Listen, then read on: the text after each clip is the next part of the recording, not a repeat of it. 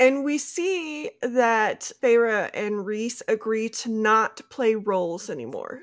So they are going to be their true selves and not play for Rhys the, bad guy role. And for Feyre, the temptress role that she had been thrust into. Thrust. So, yes, thrust Sandra.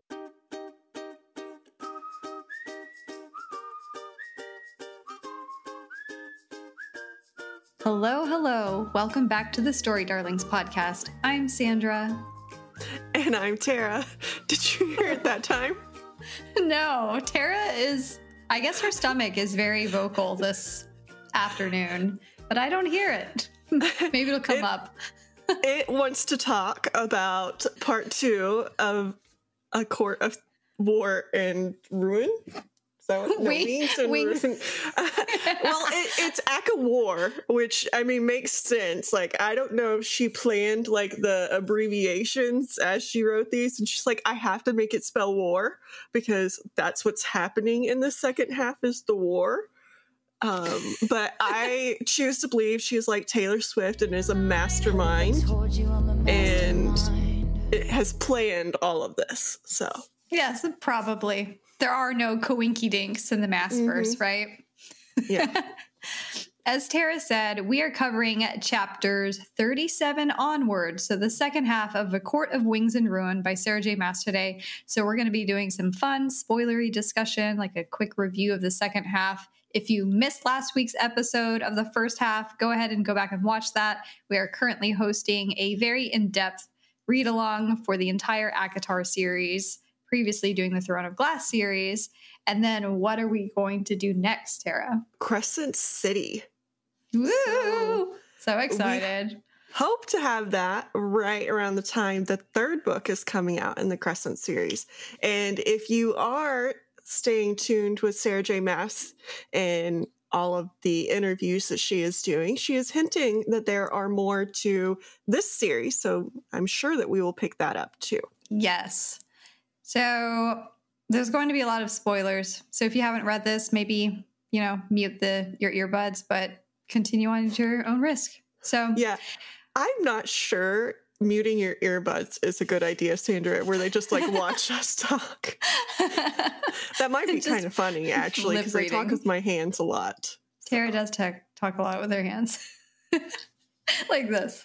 And the faces. And yes. Yeah. So the first half of A Court of Wings and Ruin kicks off. There's a little skirmish in the summer court, and Rhysand touches down on a ship. That ship has Hybern. Where does this book pick up? You want to talk about that scene? So this book picks up with him and Hybern facing off, and we find out that it's like a hologram of Hybern, and boo, because Rhys was about to use his powers on him. Yeah, it was kind of weird, right? Because I feel like they mentioned it was some kind of old magic or old spell that let him project himself here. But there's also this black box that Hybern is carrying around that also kind of mutes magic and weakens it. Interesting. So, but at least our boy's okay, right? Mm-hmm. Yes. And then we go into a meeting with Tarquin because there's still the blood rubies, the death orders on all of our inner circle's heads for stealing from Tarquin, but they still came to help him, and Tarquin is just not happy with them, even though they just saved his ass. He's still grumpy. He's like, get the fuck out. He's like, thanks, but get out. Yes. Leave the summer court. And we see that Feyre and Rhys agree to not play roles anymore. So they are going to be their true selves and not play for Rhys the, bad guy role. And for Feyre, the temptress role that she had been thrust into. Thrust. So, yes, thrust, Sandra. Get your mind out of the gutter. I'm like, you're the one that used the word. It's a perfectly innocent word, okay? If your mind is not in the gutter. Back at the townhouse, so after the thrown out of summer court for their shenanigans, we get to check in with the other Archeron sisters. Elaine is baking, Nesta is helping, and so, they're slowly kind of coming back to their own. I have more is jealous question mark here. I'm like, I can't even remember what she might have been jealous about. Do you remember? I think she was giving off that vibe because of the growing feelings between Cassian and Nesta at this point. Oh, yeah, that's right. That's right. She's just like watching them interact, right? And she's seeing Cassian like stare at Nesta and like want to help her and want to protect her. Yeah, Cassian is so just smitten by Nesta. She is nasty Nesta, but Cassian is just like lapping it up. What is that song? That's my type. I feel like Cassian has a type with the like nasty women. Like you gotta hold your own in order to like catch Cassian's eye. Because Moore can hold her own. Nesta, yeah. Meanwhile, Feyre is just like, there is no way I'm going to be able to look into this Ouroboros mirror and get that for the bone carver. I need to go back and talk to him and try and make him change his bargain. She gets the big R for rejected. And he's like, nope, sorry. And then there's the matter of the High Lord meeting. So Nesta is beginning to get these little inklings that things are happening. Like she is somehow connected to the cauldron because she took more of it. And so, the inner circle decides we need to hurry up and rush this High Lord meeting, make it happen. Someone pick a freaking location to host this thing. And it gets hosted at Dawn Court, where Thiessen is the High Lord. And then first to arrive is Helion of the Day Court, Callias of Winter Court, and his wife, which is kind of a cute scene with Moore. Vivian, I think, is his wife's name. You want to talk about who else kind of arrives and who is last to arrive very awkwardly? So Baron arrives next, right? With his sons, which also is awkward because at this point in time, Feyre is like, wait a minute, there's some like resemblance here. And I think this is also where she finds out that there had been a little bit of shenanigans with Lucien's mother and Helion, who apparently is fine as fuck. But anyway, so there was some shenanigans, and Feyre's like, wait, Lucien looks a lot like this dude. Like, there's some resemblance. Has nobody else ever noticed this? We also find out the Baron, the reason Lucien's mom is the way she is he basically tortured her after he found out and made her stay because, according to some Fae, they own their mates. And so she stayed, and he kind of broke her. And I think some of that was in order to protect Lucien because he was her favorite. And even her protecting him, like, she gave something to Feyre for protecting him when she was under the mountain. Like, he was hers to protect. Like, everybody else, she's like, fine, do what you want with. But Lucien is the one that she protects. And I have a feeling that some of that staying was in order to protect Lucien from his dad. But anyway, so next, very awkwardly, comes in Tamlin, who they were like, didn't think you were coming because you were on the wrong side, dude. And he proceeds to stare first. Just like awkwardness ensues with his staring, and then also for calling out like Feyre as a whore and all of her shenanigans while she was at Spring Court and like undermining him and stuff. It was just very awkward. And the rest of the like High Lords were like, I think that this would be better like in private. Yeah, listening to the graphic audio for this, because you remember back to the first book whenever Tamlin comes banging down the door to get Feyre and haul her away to Spring Court, and in the graphic audio version of this scene, like you hear the same stuff happen, just like this rush of magic and this kind of rage, and Tamlin shows up. There's not even a chair available for him. The meeting has already started and he just like shows up And they're like, oh, servants, grab him another chair. Let's put him between those people. And it's like directly across from Feyre. I'm imagining them like kind of sitting in a big circle, you know, having their little High Lord and I'm plus lady. It's a secret, I think, at the very beginning. But he, like, Tamlin's eyes are on Rhys's hand as it's like resting on Feyre's knee. And then he's just like, you know that something crazy is going to come out of his mouth, just his mannerisms. And then he's like, oh, or congratulations in order. And then it just like completely devolves after that. And it's just so cringy. I don't think it's a secret because isn't this when she wears like the really gorgeous dress and the crown that she picked out the night before? Yeah, that's not a secret, but her magic is. It's not until there's a bunch of brawls and drama plays out from this. Yes. First with Tamlin.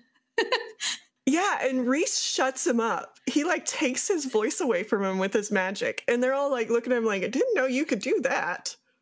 Mm-hmm.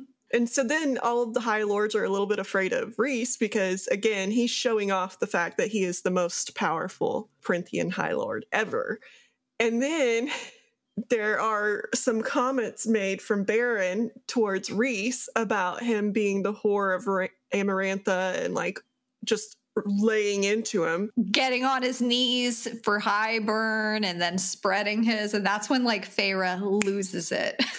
Yes. And Feyre blows up and it is no longer a secret that she has everybody's powers because she uses them against Baron and only stops. Wasn't it Azriel that stops her?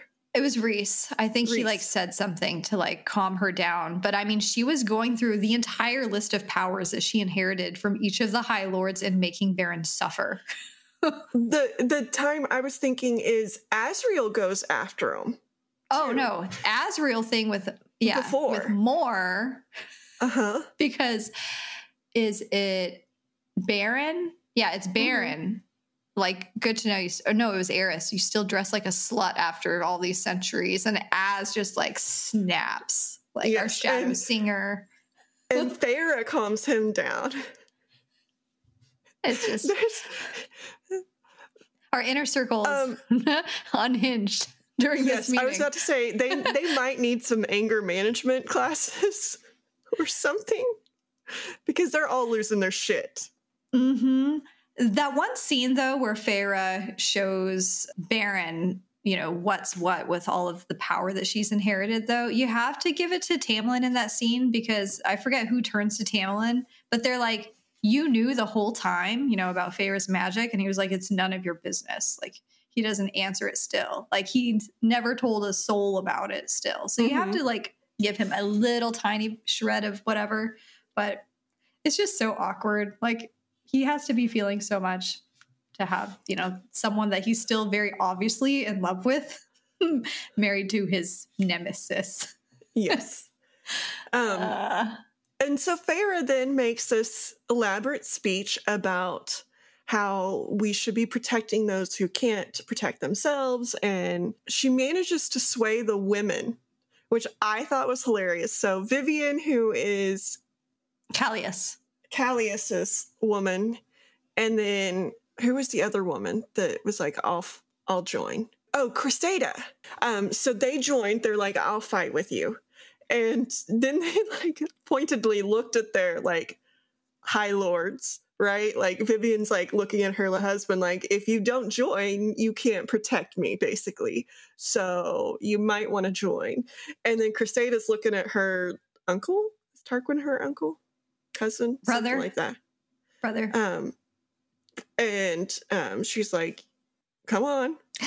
Step up. And so then they end up getting 6 on their side because Helion joins and then Tarquin and the K1, Callias. Callias. Callias. And Thesis. Thesan. Okay. I have these written down. Oh, these damn names. There's only like 20 people in this scene, Tera. I know. The only one that is not willing to join yet is Baron. He has to think about it. Yes, he has to think about it. And then Tamlin says he's joined, but no one trusts him. Like, they all think that he's aligned with Hybern and is a mole. So they don't want to say anything in front of him, which, you know, understandable. One of the funniest scenes to me, and it goes to show like how like unswayed Nesta is on anything, is Hellion. Like was trying to hit on her and she's like, I'm busy. And walks off and he's just like, what the hell? Like, that's never happened. Yeah, Helion, I mean, he's kind of like, I'm imagining someone like kind of Adian. He goes both ways, can have whatever lover he wants, you know. And then there was even a scene when Helion when he first met Nesta, he was like hitting on her and she was just like, I don't care, like, go away. And then it was after this whole meeting, Helion, doesn't he kind of like solicit more Az and Cassian at the same time? Oh, he has been soliciting those three for a long time, apparently, because he goes both ways and he likes them at the same time, it says in the book. And so, yes, he has been working on getting the three of them together. But as we know, the three of them are not in a situation to be together. So he's barking up the wrong tree there. But, I mean, I don't necessarily blame him for giving a shot, shooting his shot. It's like, after this meeting, everyone decides, you know, they've barely scratched the surface with everything that they need to talk about and plan. And so everyone spends the night at Dawn Court. And there's a scene between Feyre and Rhysand. They're lying in bed and she's just like, I can't have sex right now. Knowing Tamlin is under the same roof as us, like, I can't have sex right now. But meanwhile, they can hear Mor and Helion getting it on in the room next door because, yeah, that happened. And Az decided to disappear. Yes. But did he? Because I watched an interview with Sarah J Maas and she's like, Az is kinky and he can disappear into his shadows. As we've seen, like, is he like a voyeur? Is he like watching what's going on? Wait, I need to see this interview. Where is this? I mean, I could totally see that happening with Azriel, but Yeah, I forgot what she called him. She said he was very kinky and that he is a freak. Oh. And she's like, I mean that in the nicest possible way, but he's a freak. So, like, quiet ones. Mm-hmm. The reserved ones. Yeah. But I mean, maybe when he disappears, he's not actually disappearing, which I think would be like a betrayal. But anyway. Yeah. Interesting. I would have to see this interview. That's an interesting thing for Maas to say. Meeting continues the next day. Nesta is sick. Yes. Because why? Didn't she have kind of like inklings of stuff happening the day before, but like nothing happened immediately? Yeah. Yeah, they all went searching to figure out what was going on. And she's like, something is happening. We need to leave now. We need to leave. And like, so Az and Cassian and Rhys like checked everywhere. They checked with Amren to make sure Valaris was okay. They checked the like human world. Nothing was happening. And so then she gets really, really sick and we see something snap and the wall is destroyed. And that was what she was feeling as the cauldron was getting ready to power on. Yes. So now they're in oh shit mode and have to figure out how to damage control and stop, you know, everything from escalating more with Hybern. So Elaine has an idea for where humans can go to seek refuge. And that's back at Grayson's estate in the mortal realm, which I'm sure is going to be a wonderful reunion, right?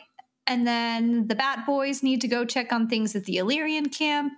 And then Feyre, again, wants to try and tie down some last-minute allies to help with the coming battle. So we want to tackle these?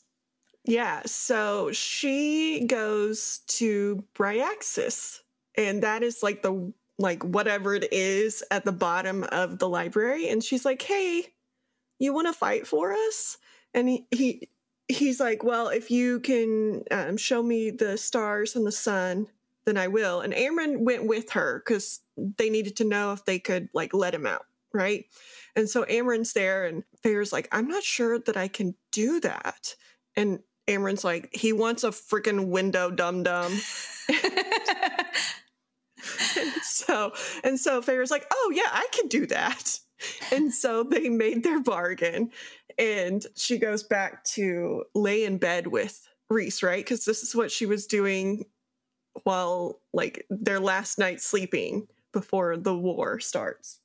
Mm-hmm. It's weird that these giant death creatures, like all they want is just something simple, right? Mm-hmm. But I think it might just kind of harken back to their worlds no longer existing, maybe, because we don't really know where they're from. We know some worlds were destroyed, and so it's just like, well, where else are they supposed to go type of thing. So it's interesting that the Bone Carver just wants the mirror, and then Bryaxis just wants a window at the top of the library. Almost kind of cute.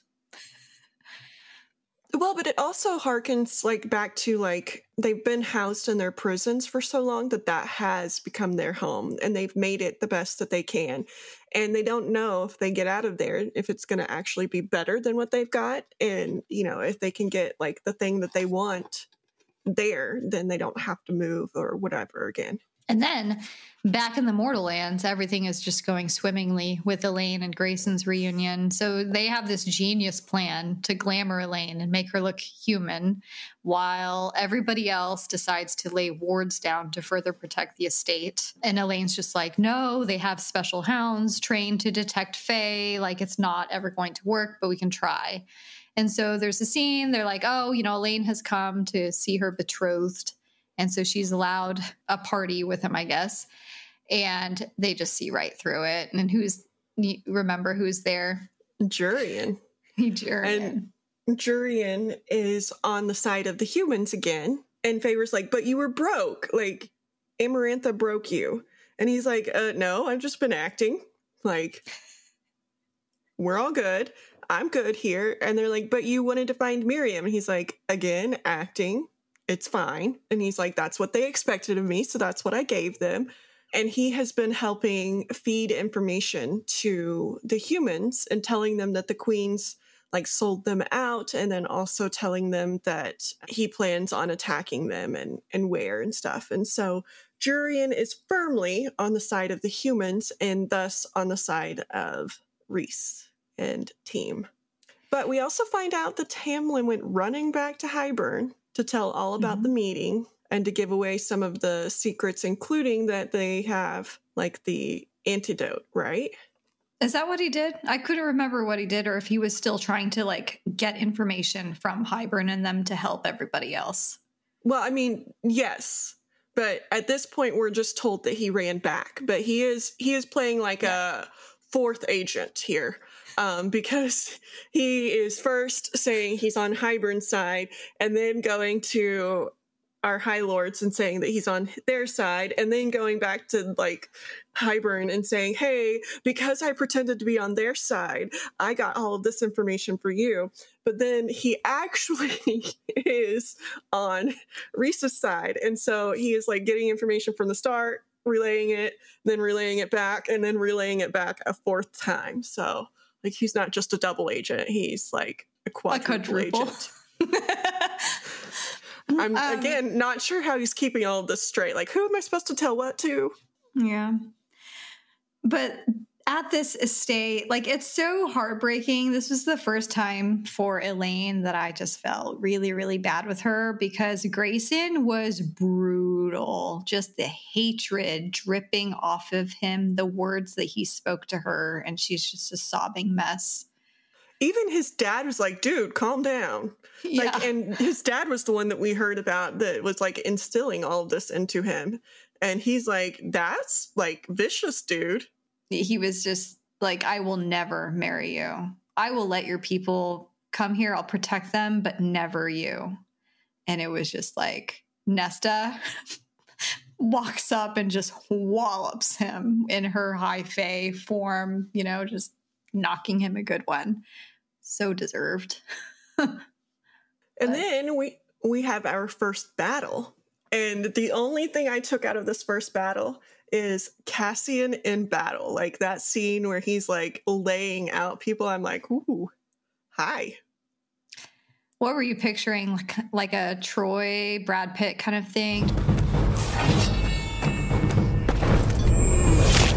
Just like him flying through the air, attacking large groups of men, just like muscled, like his helmet, the way it's described, like the raven wings, like flaring. Yeah, all three of them. Ear. Mm-hmm. Yeah. Yes, he's like a god of battle or something out there, right? Yeah, and even like the Illyrians were like staring at him like, holy shit. Yes. Feyre's like, this is who's been training me all this time. Yeah. Well, it mentioned that like, you know, the last time they saw him in battle was during the first war, right? And he was young at that point. And they're like, holy crap, he has gotten better. And it helps, too, that Jorian was like, attack the right flank or whatever, you know, because that's where they're weak and stuff. So they were able to, like, put this battle to rest very swiftly. And then, I can't remember, because Miriam and Draken, Jorian had warned them, and that's why they disappeared, you know, allegedly. It's because Jorian was acting like he was going after Miriam, right? To exact his revenge or whatever, get that closure. So Nesta noticing that Cassian was hurt, like you see a different side in her for the very first time, like the caring side, other than with Elaine. And she's like, you're hurt. And he's like, oh, it'll be okay. And Rhys is mad because he's like, you know better than to like continue to fight if you're hurt, you know? And he's like, it's okay. It was just, she's like, will you get better? And he's like, yeah. It was just funny to me because she was like not the feisty, like, I hate you. Yeah, she was softer. She was worried and she about was him. the only one who's been watching Cassian like a hawk to be able to tell like his little micro, like his pains. hand was hurting. Yeah. And then we find out that Hybern is actually going to the Winter Court next. Like he has another band of troops going that direction. So we find out that, hey, we need to be heading a different direction. And Feyre gets the bright idea, hey, I need actual information from the Suriel. Like I need to know where his big army is, and I need to like be able to really track what's going on in this battle, because it seems like he is playing us and we don't have enough information. So she goes and she's going to track down the Suriel again. And he is giving her information and he tells her, you know, I told you to stay with the High Lord, stay with the High Lord. Like I meant Rhys, stay with the High Lord. And then he also tells her that, you know, if she does look in the Ouroboros, it's up to her whether or not it will break her. Like she gets to choose if it's going to break her. And so she feels a little bit better about that after seeing him. And then we see Iantha, or Iantha, whatever, however you say her name. And she attacks and she shoots the Suriel, and she is trying to get Feyre, and Feyre leads them to the Weaver's cottage. And Ianthe, being the dumb, like higher than like thou person, doesn't notice or realize that she is doing this on purpose. And she's like, well, I'll kill whoever's in there with you too. And like just being vicious. And then she walks in, she's like, where are we? And then she gets unalived. This was such a ruthless scene for Feyre. Because first off, to even find the Suriel, she needed help. So she got Elaine to kind of tell where it was, right? To scry, kind of, is what I kind of got the sense of. And she was like, okay, it's here. And the Weaver in the wood. But then when Feyre is using her power to hold that door open, because as soon as the Weaver senses someone in her house, everything gets locked down. And so Feyre is using all of her might to keep this door open so that Ianthe and her guards come in. And then she's just like, oh, yes, I've brought you dinner, and leaves them. And you just hear the ripping and shredding and spraying and screams. And it's just so gross. And she then goes back to the Suriel, which is the saddest, one of the saddest scenes in this entire damn book. There were a few sad scenes that got me, but like this one was so heartbreaking. Yes. And she asks him why he's been helping her. And he's like, well, because you helped. Like, you wanted to help people. And she's like, oh. Yeah, like, kind. So she stays with him. And much like she did with the Fae that was killed by Amarantha, like, she stays with them because she doesn't want to leave, right? And Helion comes, and he's like, we gotta go. And she's like, no, I'm staying until he passes. And so Helion, once he does pass, gives him like a burial, which is basically lighting him on fire and burning his body and whatnot. But before he dies, he tells her to make the world a better place. It's so sweet for somebody like we like met him as like this scary, like just skin and bones, weird, like looking creepy person. Yeah. He turned out to be one of the saddest deaths. And then when Feyre made, Helion take off the robe and give it to the Suriel, like the new cloak, like before he died, like before he lit him on fire. Like, yeah. And then they winnow back away to the camp. I think it's back to everyone being pissed off at Feyre because she decided to do this in the midst of the second battle. And she kind of tricked Mor into just letting her go. And no one knew where the hell she was. And so everyone was pissed off, especially Mor. And so, yeah.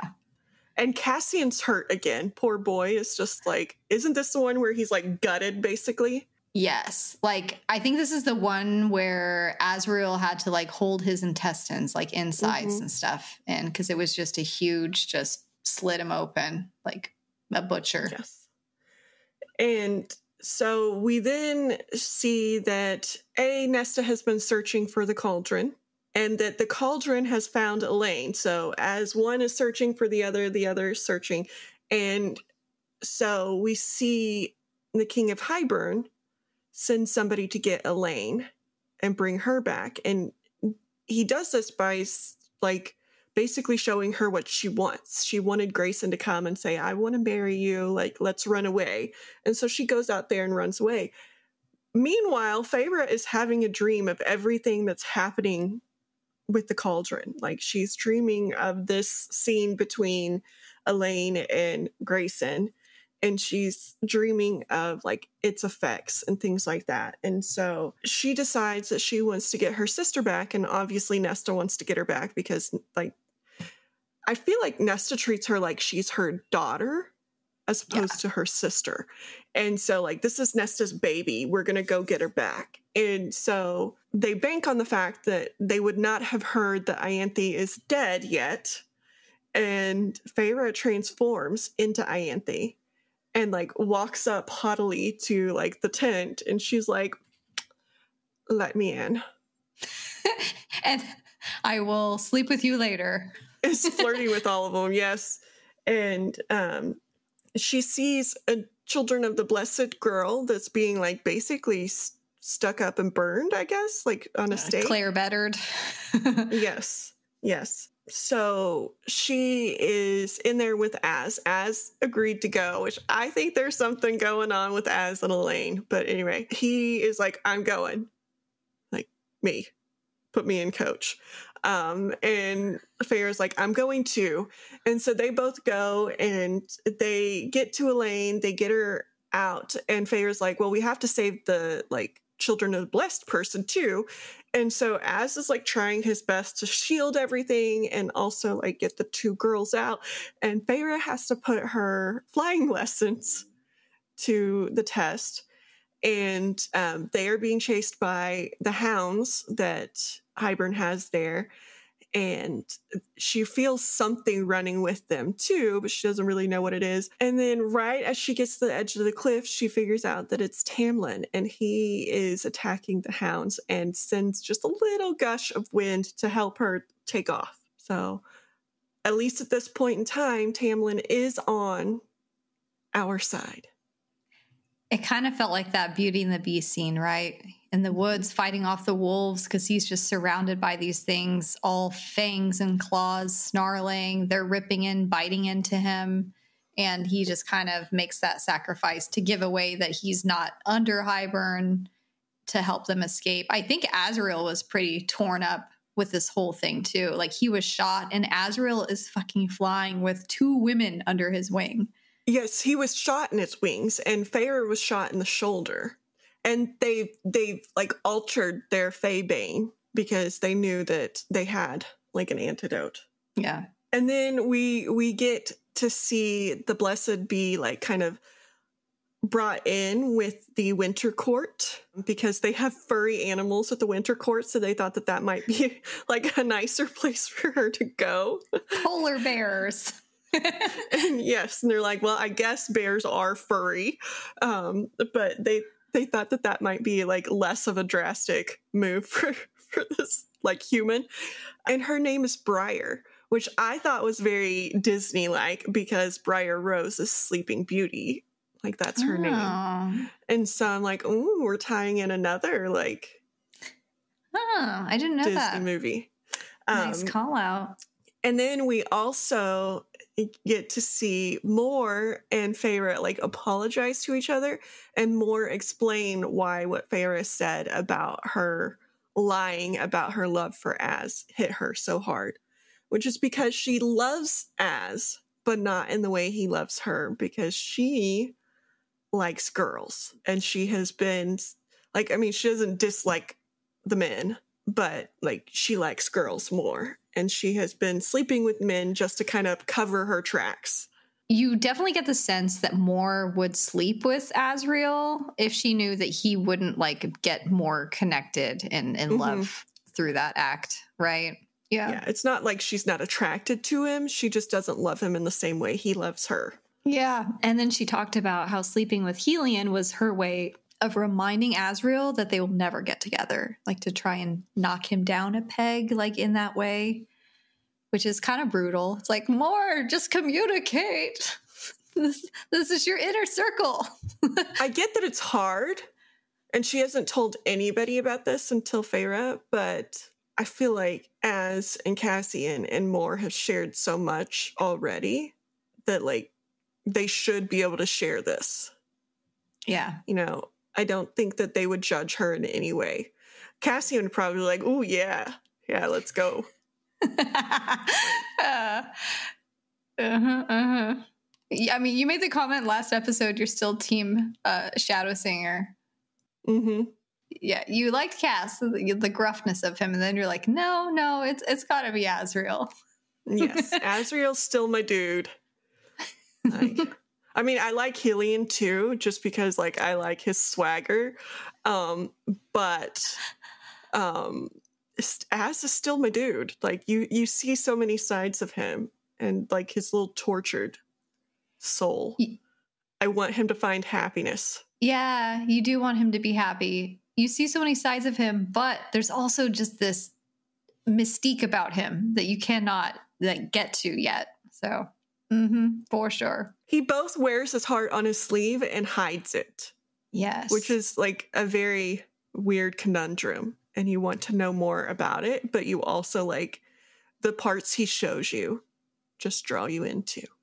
It makes you so curious about his power because it's so unlike the rest of them. I mean, he can literally just become shadows, right? It almost kind of reminded me of how Bryaxis is described as just being like this little shadow cloud of terror and fear, you know, that kind of moves around. But you don't get the terror and fear from Az. Which again, we keep seeing like these gods of death. And I'm wondering if like one of them figured out how to mate. And so he's like not a human, but a fae mixed with a god of death. And so he doesn't have all of the powers, but he has enough. And that's why his family like threw him out, because it's kind of like Lucian, where they all knew that he was not Baron's. And or suspected that he was not Baron's, at least. And so I'm wondering if that's why his family didn't like him, because they suspected at the bare minimum that he was not his father's child. Yes. I think it was the last episode where you made the Hades and Persephone comment. There were at least 2 scenes in A Court of Wings and Ruin where I got the Hades Persephone vibe when Asriel and Elaine were on scene together, just talking about his shadows, immediately followed up by like the flowers and rainbows that she brings behind her. And that's even more because Persephone is Zeus's daughter, right? And so she has a connection to like the highest power, like lightning bolt, like, you know, whatever. And who is Lucian's dad, like that she like is stealing him from. He has the fire power. Day court powers, you know? And so like he's basically stealing her from the day. So yeah. I mean, we could dedicate a whole episode talking about who to ship Asriel with, a word that we haven't used in a while compared to like Throne of Glass. And it wasn't me who used it, guys. Because I was ship heavy in the other. No, there are some debates on who Asriel should be with. And I'm not going to talk about more of this because we'll get there. We'll get there in the series. But anyway, so what's next after this whole Elaine rescue thing? I think this is actually where Feyre sneaks out at night and goes for the Ouroboros. And she sits there and lets it show her. And basically what it shows her is her, like all of the bad parts of her. And she's like, oh, okay, but like I can accept me. It's still okay. I'm still okay. And so then she brings it to the bone carver. And he's like, okay, I didn't really need that, but I just wanted to see if you were worthy, if you could accept you, if you were worthy of me fighting for you and your people. And so she gets mad again here and she's like, what the fuck? Yeah. Like, you had to see if we were worthy? Like, innocent people aren't just automatically worthy for you? And he's like, no, not really. It's not a good time to be testing Feyre. She's just very emotional and stressed out right now because I think this is the eve of the big battle, right? And that's why all of these things are happening, like trying to queue up everything that they got in their arsenal and get ready to go. But no, when she's like lying, when they're describing what she saw, it was like that creature, that black furred creature twisted. And she ended up just sobbing and lying on the floor because it's literally replaying every single horrible memory that's been, every death that she has been responsible for. So Clay better, just everything, but it doesn't break her. And then it is the battle. I loved Rhys's speech about like what each person meant to him. It made me teary-eyed. It was so good. He's so like, I'm grateful for you. Now let's go make Hybern ungrateful for knowing us. I was like, yes. I mean, he spoke to like each group of his family, right? It just felt so like deeper than just a fellowship or friendship. It was just like a true family. I loved it. And then I thought it was also cute because they're like lining up for battle and Feyre was like, hey, I have a present. Like, I never got you a mating present. And she's like, so I got you one now. And she lets her glamour go. And it's Abraxas, or not Abraxas, that's in a different book. That would be cool, though. I did write Abraxas. What's his name? Briaxus. Briaxus. And the bone carver. And she's like, they're on our side. I made a couple more deals. And he's like, you got the Ouroboros. And he's like, what did it show you? And she's like, a lot of things. And then he's like, well, I got you something too. And out comes the Weaver. And he'd made a deal with the Weaver. And so you have the Briaxus, the bone carver, and the Weaver. And the Weaver and bone carver kind of look at each other. And they're like, oh, hi. Hey, sis. And they're going and fighting, which is fantastic for us because, man, do they lay waste. Yes. But you figure out why Helion was in the woods near the Weaver's house because Rhys was, putting him up to making a bargain with this Weaver woman who is now beautiful, right? They show her like dark haired, just beautiful with all this blood and these souls that she's taking. We did not hear what the deal was. Did we? Like what he gave up for that? Is it just that he let her eat all the people? Because I think she could have done that anyway. Yeah. I mean, if she would have left the house, but yeah. Maybe she was trapped in there like the other ones, and so they let her out, maybe? Maybe. In exchange for getting to eat an all-you-can-eat buffet of hybern men. She's like, oh, yes. Please tell me more. Well, and Feyre had to remind Briaxus and the Bone Carver that their people were off limits. Like, this was a hard rule. And, like, she saw them, like, veering off to theirs. And she's like, no, our deal said my people were off limits. You can only eat the hybern people. Yeah. Trying to herd a couple of Death Lords, it's got to be. And even the siblings, even worse like, than are cats. they going to attack each other? Because there's a moment, like a weird moment shared between the two. And you're like, oh my God, she's going to try and kill her little brother or whatever. I don't know about you, but reading this whole final battle thing, like, did it feel like Throne of Glass, the final battles that were happening? Just like the hopelessness and loss of everything? Well, and I was sitting there thinking, like, this isn't the end book either. So I was waiting for another shoe to drop. Because, like, what are we going to do in the next books if we've already beat Hybern? Like, who's our next big bad? Because there's got to be a big bad in following books, right? But who is it? Because if this is, like, the battle, I was either waiting for something else to happen and him to escape again, which we find out he does not escape. So now I'm like, well, who's coming after him? Like, are we going to see the Bone Carver's brother next? And that's who the big bad is, because he's already been introduced and he doesn't sound like a pleasant guy. Yeah, the death sorcerer of the lake. Yes. This battle is awful. So it kicks off, and as it's unfolding, it's kind of like the Witch Towers were in the Throne of Glass series, where they're just like, it's kind of like this huge bomb going off and just killing hundreds of people in one fell swoop. So the Hybern is powering up the cauldron to use it to blast away chunks of their legion and their army.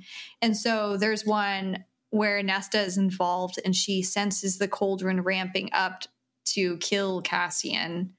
And I think it vaporizes like 1,000 of the Illyrians, and she's like screaming to get Cassian's attention and like call him to her. And then all other stuff just starts breaking down too. It's just, I think, was it the Bone Carver that was getting overwhelmed too? Or no, it gets vaporized. Ends up dead. Yeah. Yeah. And the Weaver was getting overwhelmed, but she is on her own little mission to clear out a way for Amren and the sisters to go to the cauldron and like break it, basically. Like, yeah. And at this point, Nesta and Elaine are still with Feyre and Amren. And so we also see that Tamlin shows up with his own fleet, and Jurian shows up with Grayson and their fleet, and Baron shows up with Eris and their fleet. And we see that Baron's sons are attacking the Feybane, and they're blowing it up. So that's nice to at least see that they're using their powers for good at this moment. And then we see that Draken shows up, and it's so funny after the battle, and Draken's like, well, we put too good of a ward on our little island over here, because we only meant it to keep out the bad people, but it apparently kept out the good people too. And so they were on the island the entire time. Just like living their lives. Like Valeris was. Like they had their own little like shield on. And so when they heard that Hybern had attacked, they were like, oh, let's go help. And they found somebody along the way. And Sandra, who was that? Well, there's two people. I think they meet up with the Prince of Merchants first, which is Papa Archeron, which he knew that the mortal queens were going to betray them. He has lived long enough. He used to be wealthy and a man of influence back in the day. So he knows who's who and what's going to happen. So he has been spending all this time away, building his fortune to buy this fleet of ships and to, develop these relationships with other people that can come and help his daughters. You want to talk about the three special things? And one of those relationships is he found the sixth queen on her little lake island thingy, and talked the person entrapping her into letting her leave for a little bit to go help in this battle. I mean, that for sure, we didn't hear what the bargain was, right? Because they didn't really explain what he had traded to be able. No, I don't think so. It just said he traded something. My guess was money, but also like it could have been something else. Yeah. But so he gets her, and she's like this little like fire-breathing phoenix, and she is blowing, like she is catching fires to all the ships of Hybern and like just waylaying them.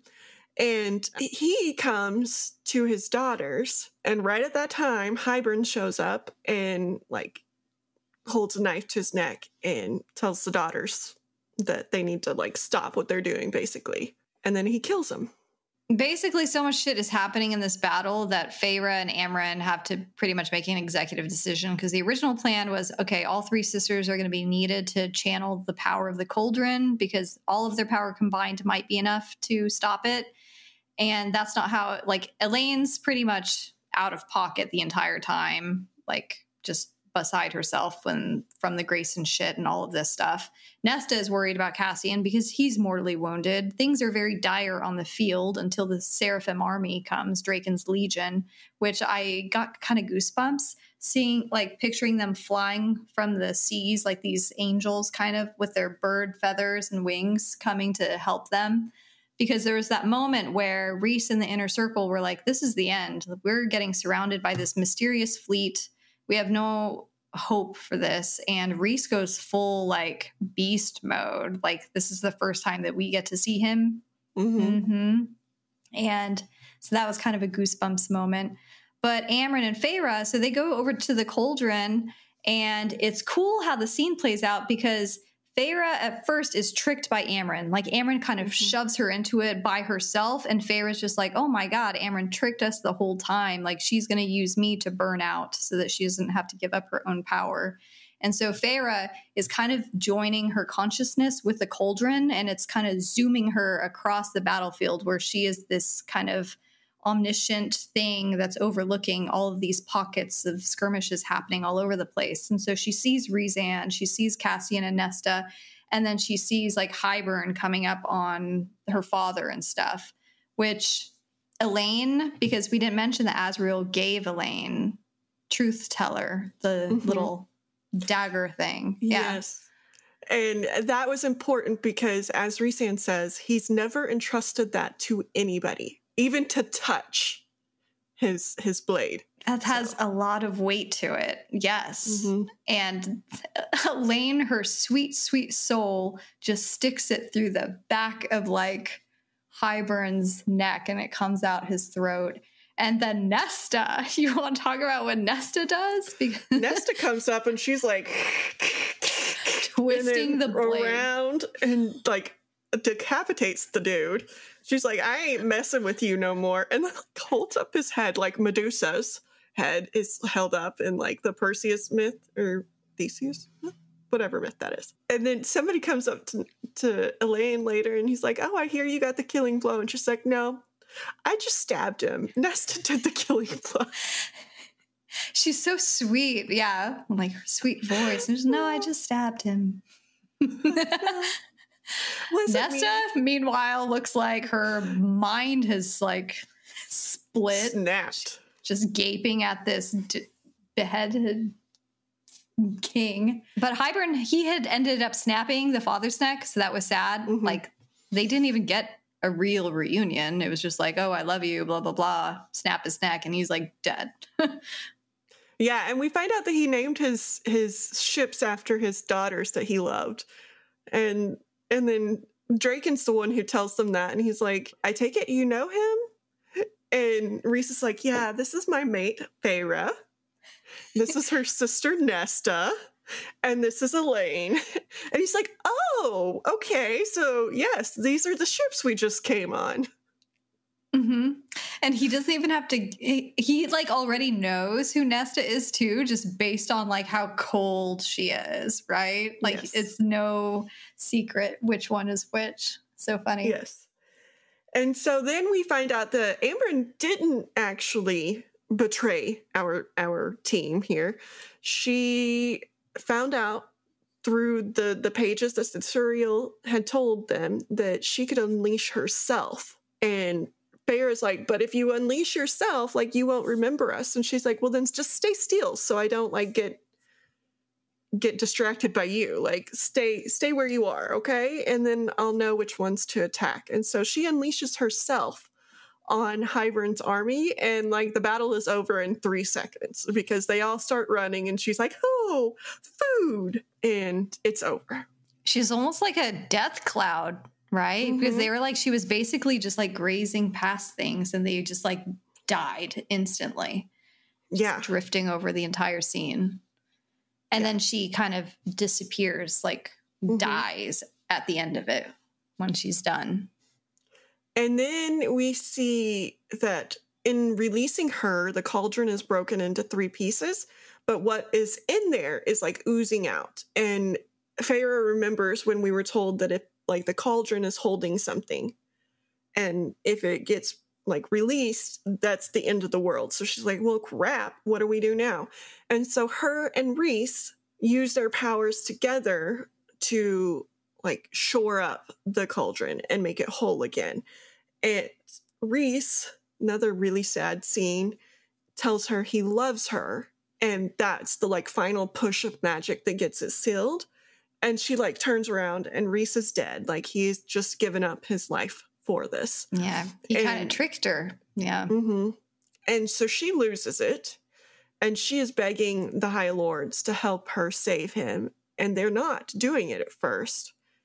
And then who was the first one? Was it Helion? I think it was. She was like guilt tripping him hardcore. Yeah, he said that he will do it. And then Vivian, I think, guilt trips her spouse. And so then they all end up doing it except for Tamlin. And she's like, I will give you anything. Anything, Tamlin, if you will help. And he comes over and he's like, well, be happy. And he gives him his like last thing. And then Rhys comes back to life, which I don't know. Like, if she had a piece of all of them, why couldn't she have given up that piece? She gave a piece of herself, but I don't know. For the Night Court. Yeah. Yeah. I think it had to be like each of the courts officially, but. Okay. But I was thinking she was going to give up the piece that she got to bring him back, but that didn't happen, obviously. I mean, in all fairness, I would be acting just like Feyre in this scene, like freaking out, doing anything to bring him back. Anything. I will give you my soul. Yes, please, just bring him back. And so he comes back to life, and Rhys, being Rhys, is just like joking the whole time again. And he's like, well, I brought a little something else. And like, out comes Amren. Yeah, out of the cauldron. And she's now like actual Fae. Like, she is no longer whatever she was before. She has now lost that and come out of the cauldron as just Fae. And she's like, hey, I like to like, you know, what you guys gave me is like a normal life. And that was a gift. And I think maybe my dad, when he opened that like kind of like hole in our world, was actually giving me a gift and not a punishment. And so I get to actually live out a life here. Which Varian is very happy about because he was like all, you know, tears and sadness too when Amren made the decision to sacrifice herself earlier. I didn't picture Amren as small as, like, apparently she is. But, like, when they were talking about her and her armor, and Feyre's like, it looks like children's armor. And Lisa's like, it is. Don't tell her. And there was another scene. They're like, yeah, she's almost as tall as the cauldron. About as tall as the cauldron. So now I'm just imagining. Not, like, that was not the size that I pictured her at first. Because she's got, like, such a spirit in her that I was picturing her at least like, you know, a normal size small person, but like no. No, it was cool when Rhys was describing being dead and he could still hear Feyre because she didn't leave. She stayed with him, like the Suriel said, and everything will be righted, and it was.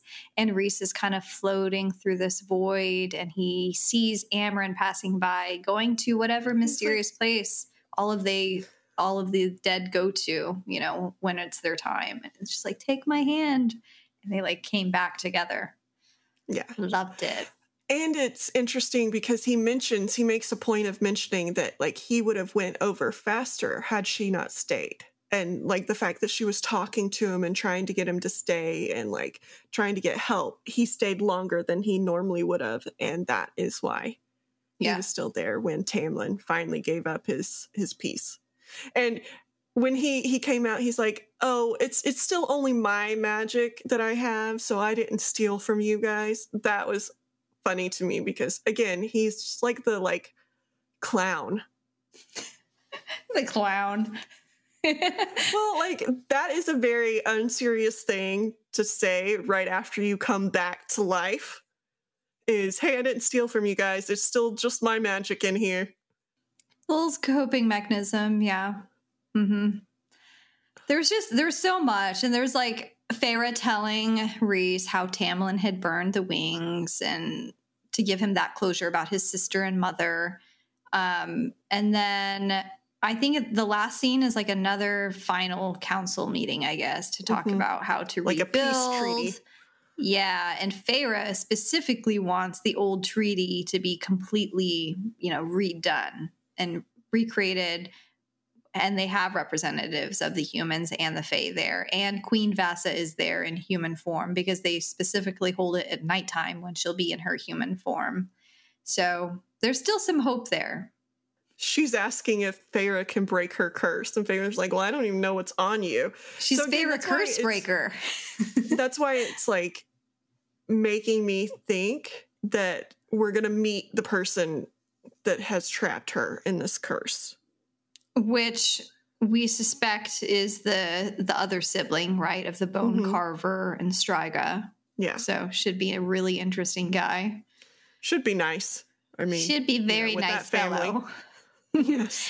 And then there's the problem of the other mortal queens that are still alive, right? And not mortal anymore. Yes. They're just in hiding somewhere, scheming. So I think, was that it? I think that's where we end. What did you think of Tamlin's stuff this book? Mixed? He's much like Kale. He is growing again on me, but I think he has a lot to make up for. I think he made, like, some big strides in the fact that he chose the right side. Like, finally his loyalty is to the right side. And we do find out that he's been playing this quadruple agent. And he did give Rhys the piece to save him. So I hope he finds happiness, like, that he wished for her. I hope he finds his person. Like, it's not Feyre, but I hope, like, he does find his person. Yeah, I think Rhys's death was, like, finally a wake-up call for Tam, because out from everything, he still somehow felt like Rhys had some kind of power over Feyre, and it really wasn't her making decisions, when it was the whole time. So I think he finally came to terms with that. And then it's just every scene that Tamlin was in, he was always alone. Like, he didn't have any sentinels. He didn't have any friends. And you see him kind of backslide in the final scene when he shows up to this final peace treaty meeting alone again. And he sees Lucien in the Illyrian armor. And he's just like, even my fucking best friend is, like, not in my court anymore type of thing. Like, he feels betrayed. So he's in this very, like, dark lonely place. And he still obviously has a rage problem. Like, he just does. He has to work through it. And you just feel kind of bad for him. But he also has, like, this, like, for me, it's kind of like that person that, like, you're my best friend, you can't have other friends. Yeah. And well, it just hurts that it's like Rhys. I think he needs to realize that, like, there's more to the story, just like there was more to the story with him. But he doesn't give that same grace to other people. He wants them to give it to him and be like, well, I was fighting for you the whole time, and I have a reason why I locked you in that room. But he doesn't, like, want to listen to anybody else and see that they have reasons. Like Rhysand. Like, one of the things he holds against him is Amarantha's whore. But, like, there was a reason. A very good reason, and he doesn't want to listen to that. So yes, you feel sorry for him, but you also, like, you're bringing this on yourself by not being willing to communicate and by thinking that you're always right, as opposed to allowing others to, like, illuminate you. Feyre wrote that little note. Thank you. I hope you find happiness too. Which is like, yeah, that pretty much sums it up. Yeah. Godspeed. And Lucian went back to like kind of talk to him and stuff too. Because they do. They have a lot to talk through. Yes. A lot. Yes. So again, I hope he does continue on the positive growth train that he's on. Mm-hmm. There's just so many little eye openers. This, like with Helion being Lucian's father, and nobody knows. Helion doesn't know. Lucian doesn't know, and Rhysand was just like, keep this information to yourself, Feyre.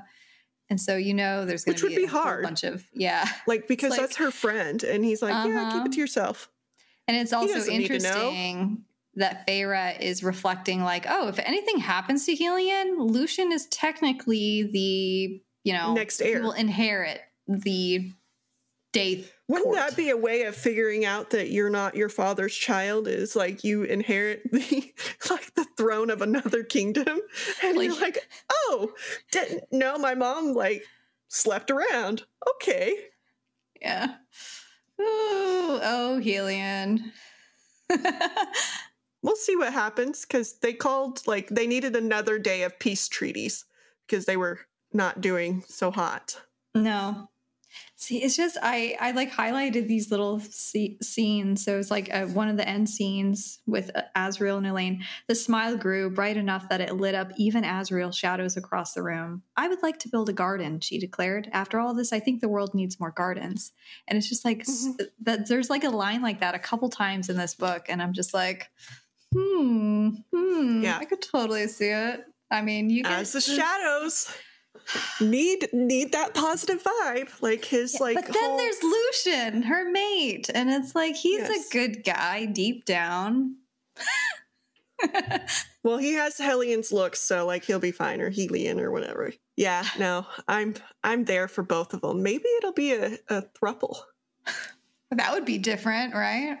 We've heard that Azriel is kinky and a freak. Maybe he'll be down for being the third.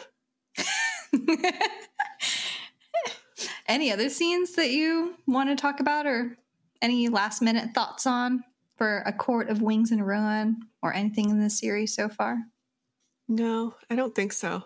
I did have to read this very, very quickly. So Tera says this every week. Well, I did, and I do, and life sucks sometimes, but I don't have 10 hours in 1 week to read a book, Sandra, so I have to do it very quickly. But I'm sure that there are things we missed. And if we did miss something that you want to call out to, feel free to call us out and be like, hey, you missed this important part. Did you not see this? Yes. Are you a dum-dum? Yes, I'm down for learning more than I picked up the first time, because there's so much, as Sandra has mentioned multiple times in these books, that you might miss a key part in a sentence that is calling out to 2 books from now. I don't know how Sarah J Maas does this. She has to have a spreadsheet of just hundreds of things. I wove this in here. Yeah.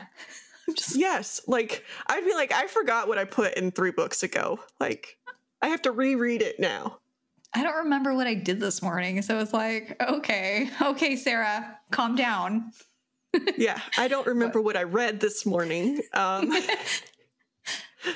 happened in this book? But I like yours. I like yours a lot. The pink is just so and the gray. Pretty. Yeah. I like the pink and the gray better than the pink and the black here. I mean, that's the same pink as the inside cover. Yeah. If you're only a listener and not watching, Tera and I are holding up the books and comparing the hardcover and paperback.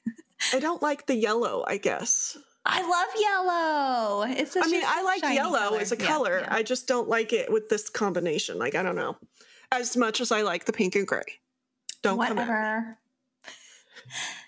Anyways, we hope you enjoyed the second half of A Court of Wings and Ruin, and Tera and my commentary and kind of summary. Can we call it a summary? I think it was a little out of order. I mean, whatever. Things did happen. They just might have not happened in the order we said. Yes. Now, the next episode on Monday is going to be a little bit different because it's a very, very short novella, A Court of Frost and Starlight by Sarah J Maas. And so that one, we're just going to read the whole thing and then we're going to discuss it on Monday.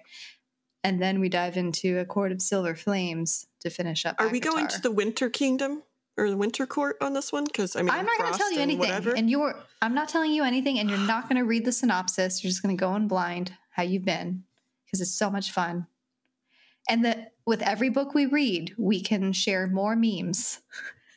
Yes. About the series. I really liked that meme that you sent me about, like, it's got the Ice Age person, and it's like Feyre and Az teaching her how to fly. And he's like, fly, you flightless bird. And just plummets. I loved that. That was great. Like Tera said, drop a comment if you like this video. If you haven't rated and reviewed our podcast yet on Spotify, Apple Podcasts, wherever you listen to podcasts, please do so because it's a huge help. And then we will be posting updates on @StoryDarlings is our handle everywhere. So we will see you next week. Thanks for tuning in. Bye. Bye.